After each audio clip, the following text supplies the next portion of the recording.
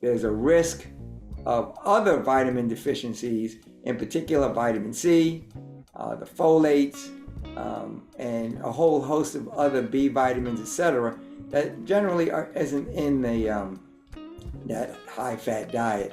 The body normally likes to be on a very high carbohydrate, moderate fat, and moderate to low protein diet. That's actually the ideal diet.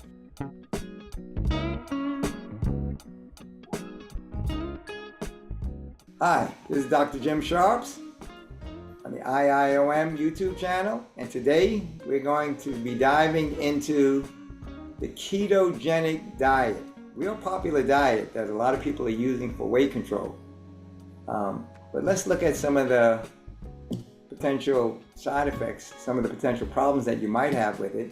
It does work for helping many people lose weight, but let's kind of talk about it a little bit and see if this is the right thing for you to be doing at this particular point in time. Before we actually dive into what the side effects are, let's quickly recap what the ketogenic diet is.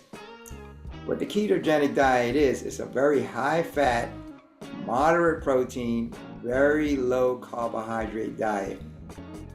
And with this diet, it kind of forces your body to burn fats rather than the normal carbohydrates that it uses for fuel. So it's a very high fat, kind of moderate protein. A lot of the protein foods that you eat are very high in fat. And then the carbohydrates are extremely low. So let's talk about some of the potential side effects, though, of the ketogenic diet. And there's a factor of symptoms that come under the general category of keto flu. and there's a number of side effects that are part of this keto flu syndrome. And what can occur is fatigue, headache, nausea, dizziness, a whole host of digestive issues, including constipation and diarrhea, because the body normally likes to be on a very high carbohydrate, moderate fat, and moderate to low protein diet. That's actually the ideal diet. But this is just very high fat, and it really alters that whole metabolic process.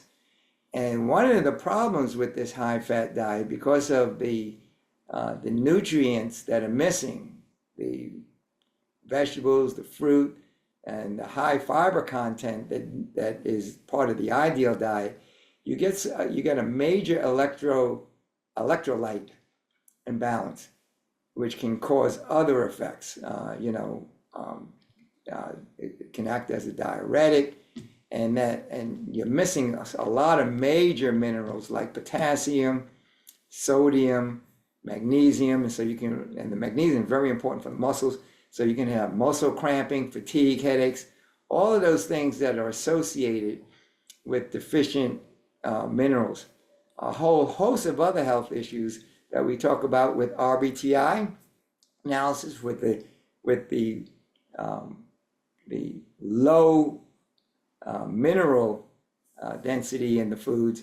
The body needs some 84 different minerals, and a lot of those minerals are in a part of that high-fat diet. It's more in a diet that's comprised of a high whole food and generally plant-based diet.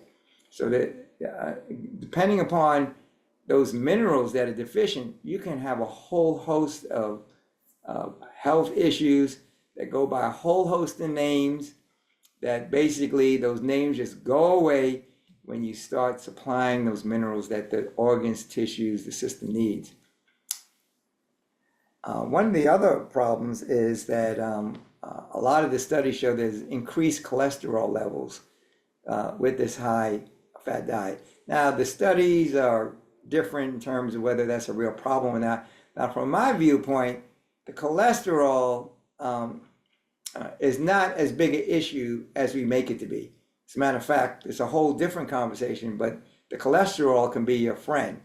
So while some consider that a problem, it's a problem not because of the cholesterol, but because the diet also that high-fat diet also tends to be high in salt, and the salt content is what's really causing the abrasions on the blood vessels, which the cholesterol is being used for to patch up all of those breakages, all of those abrasions in the blood cells from the high salt. So it's a secondary effect, and it's not the fat so much, but the high fat is usually accompanied with high salt. So the cholesterol is with the high fats, but is not directly from the fats. And so the cholesterol issue isn't the major issue. The major issue is because of the mineral deficiency more than anything else, and those keto flu symptoms from the metabolic imbalances. So because the keto diet restricts certain food groups like fruits, grains, vegetables, there's a risk of other vitamin deficiencies, in particular vitamin C, the folates, and a whole host of other B vitamins, etc., that generally isn't in the that high-fat diet. So, in conclusion, while the ketogenic diet can be an effective way of losing weight and improving certain health markers, it's essential to be aware of the potential side effects and to approach it with caution. And if you're going to do it, try to make sure that you're getting some kind of balance, like, for example, adding some kind of electrolytes to the diet, extra vitamin C, following the other laws of health as much as you can to offset the side effects for the diet, which you shouldn't be doing for the long term anyway. But for that short term, while you're trying to lose weight, use it in as practical and as a rational fashion as possible, so you're not minimizing or significantly impacting your health while you're losing weight. So hopefully this helps. Thanks for watching. Don't forget to like, share, and subscribe for more health tips on nutrition and improved health below. And until next time, bye for now, and God bless.